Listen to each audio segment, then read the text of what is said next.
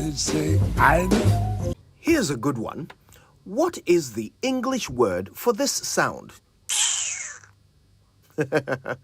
Did you say sucking your teeth? Or, as some people say, kissing your teeth?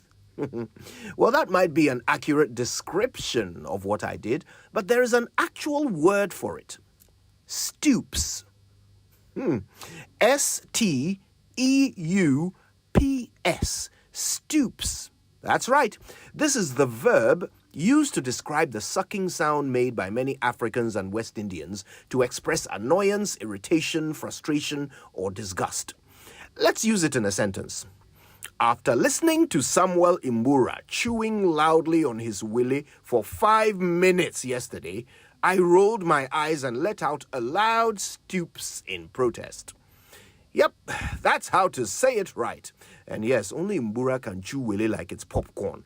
I wonder what his teeth are made of. I'll bet instead of a dentist, he goes to a stonemason.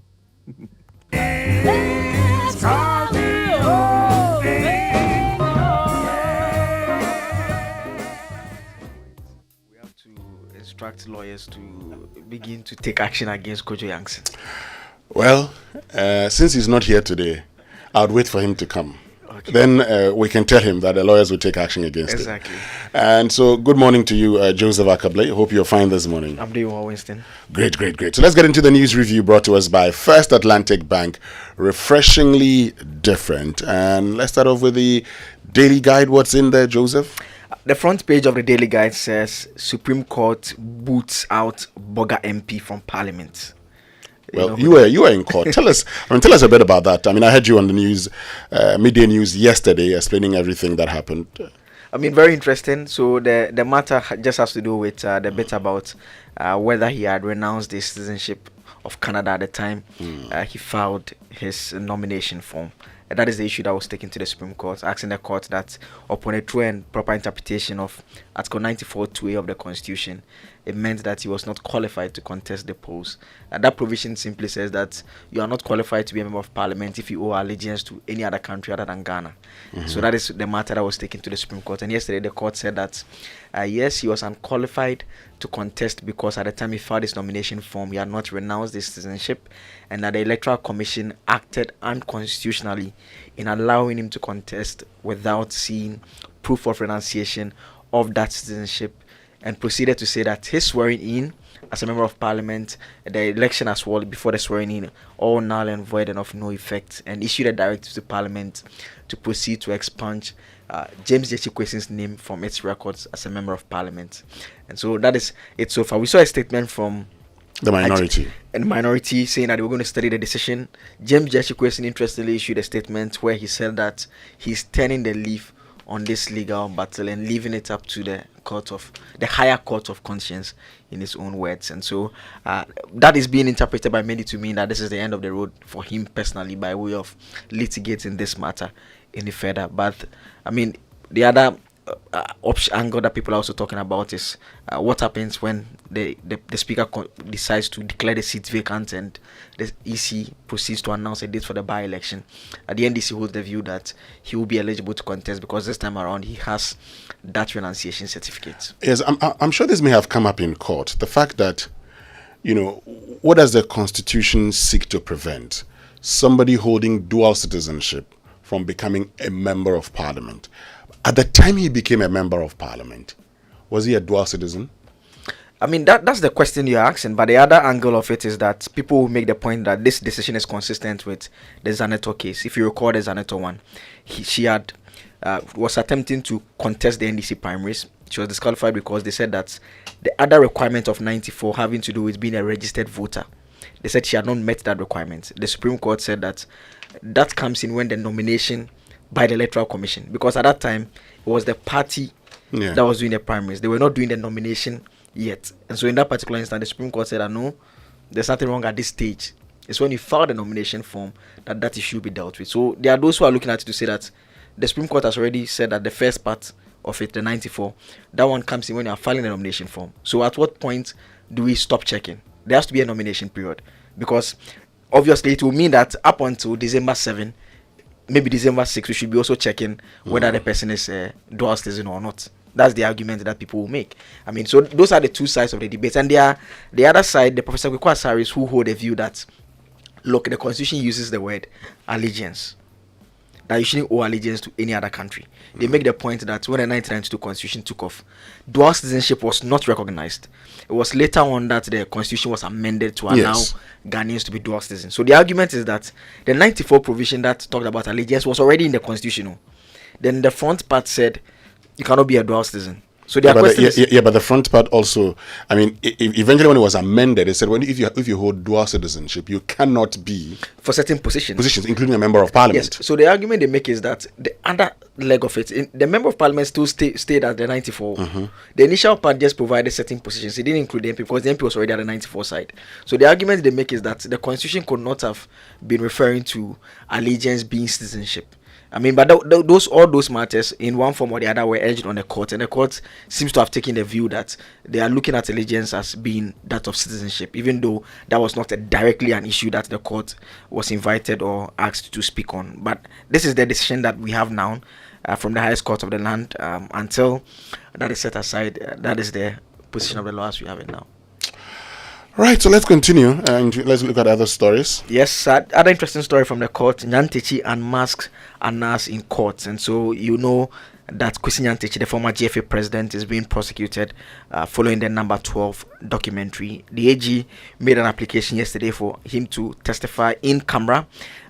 Lawyers for Mr. Nyantechi took the view that they would rather have him testify publicly and have to see his face as well, because they say that the allegations that he made against Kwesi Nyantechi was in the public.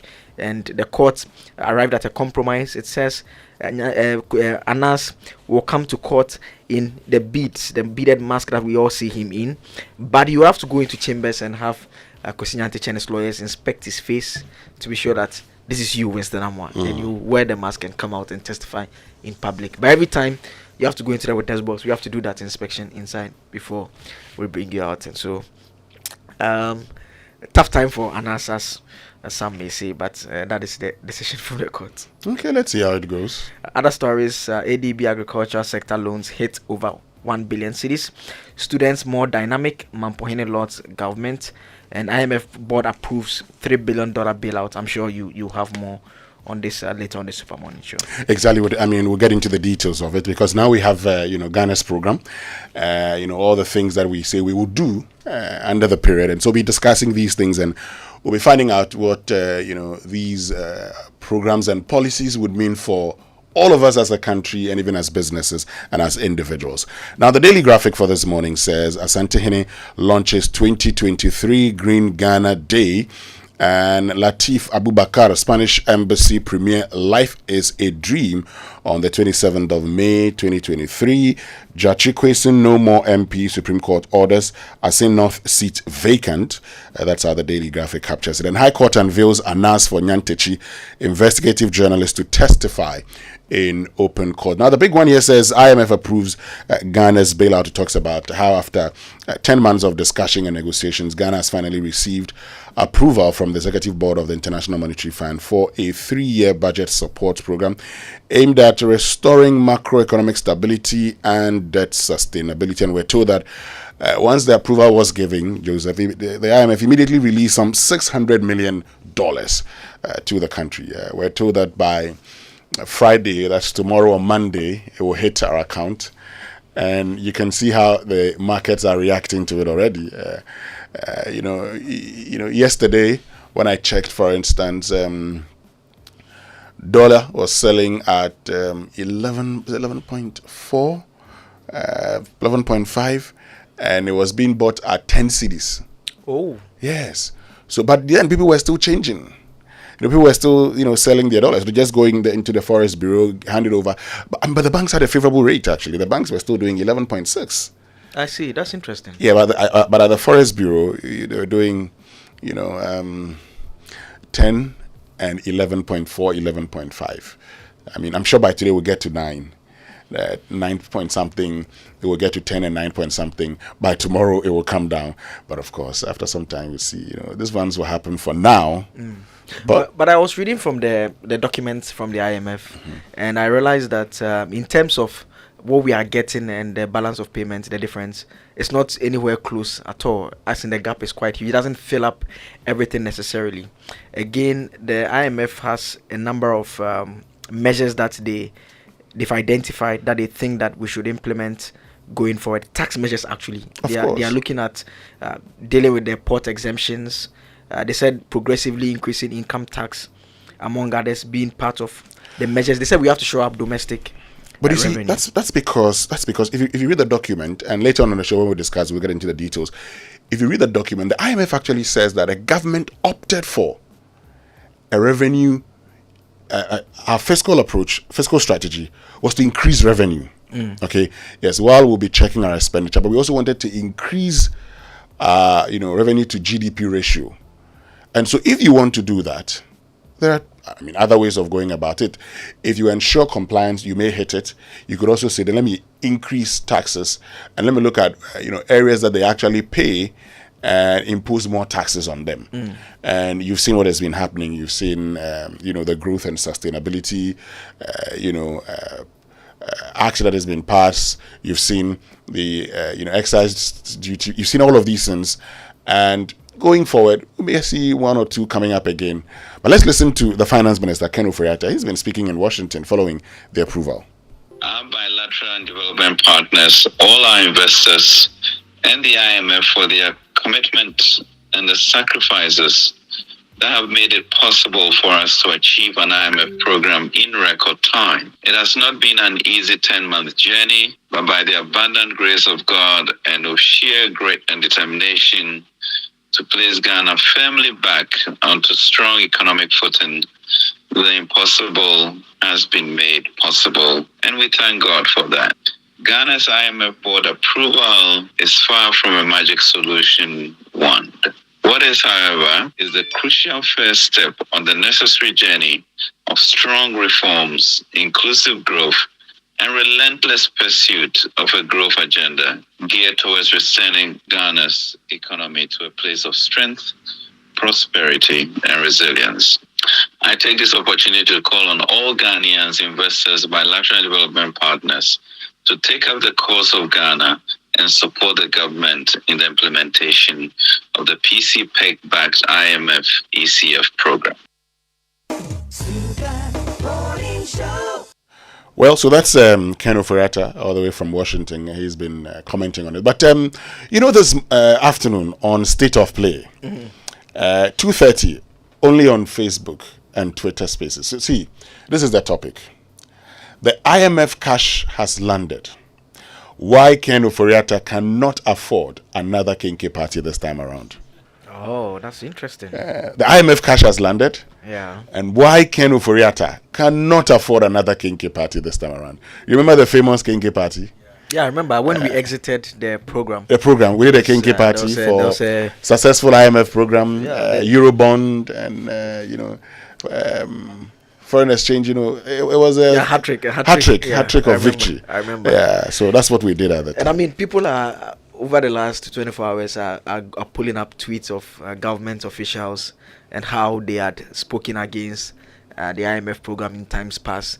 When John Mahama-led government went for the IMF program to say that IMF is not a solution, blah blah blah, and the same people, they are putting those tweets beside the recent ones where they are saying that kudos to government for successfully obtaining an IMF program, and they are pointing it out. You know what surprises me? When we consistently talk about record time, you have mismanaged the economy and run to the IMF.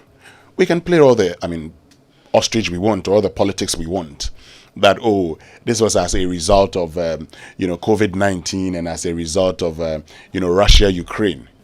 Was it not the president who said he knew how to bring back the economy? Yes. And not how to bring back lives? And even if you recall, at the start of the economic crisis, the government did indicate that IMF was not an option. I remember during the town hall meetings. Yeah. In 2022, Ken Ofori-Atta was still telling the whole world how we're a proud nation. Yeah. And that why do you always want us to go to the IMF? Yeah. We ended up going to the IMF, in an ambulance. Yes. So because we're warned. We're warned and warned and warned. We never listened. Well, now we have it. But it must be stated also that The balance of payment support that the IMF is giving us, the 3 billion, is not what we need. Even in 2023 alone, our balance of payment deficits gap is more than the 3 billion that the IMF will give us over a 3-year period. So let us not pretend that that's the solution to all our problems. There are a lot of things that we'll be doing. So even if we get the 1.2 billion commitment for 2023 plus the additional $530 million support from the World Bank, we still need about 2.5 billion to close our BOP gap, which is slightly above 4.2 for 2023 alone. Yeah, so let's face it. Anyway, let me just touch on the business finder before we go for the online news review. And it talks about electricity being increased by 18.36% across board. And Otumfuo solicits support for Green Ghana Day, threatens to deal with chiefs in Galamsey-prone areas. A National Blue Economy Summit slated for May 31 to June 1st. Let's get to our online news review now. It's brought to us by Zenith Bank, in your best interest, and Goil Good Energy. And Goil, your oil marketing company of choice, keeps making life so convenient for you. They now accept Momo for all fuel purchases. So just remember to Momo it at Goil. That's not all. You can also use your bank card, that is all bank cards, to buy fuel at Goil. Drive to the nearest Goil station and buy your fuel. Pay by Momo bank card or Goil Go card. Visit our social media platforms, Goil.official on Facebook, Goil_GH on Instagram, and on Twitter, Goil_official, for more information on the service stations. You can conveniently use Momo. Goil Good Energy, Goil. Yeah, yeti. But fun time for the kids mean fun time with DSTV. DSTV is the home of the best kids entertainment with something exciting for children of all ages. And you know what the best part is? They get to learn while having fun. So give them premium enjoyment with shows such as Coco Melon on Moonbag on DSTV channel 318, Paw Patrol on Nicktoons channel 308, Teen Titans Go on Cartoon Network channel 301, PL Mask Power Heroes on Disney Junior channel 309, and so much more. Reconnect or stay connected by dialing *759# to make sure your kids don't miss out on all the laughs. DSTV, it's your moment. And on myjoyonline.com, IMF finally approves Ghana's program request for $3 billion bailout. Time now for the BBC News, brought to us by Fidelity Bank. Believe.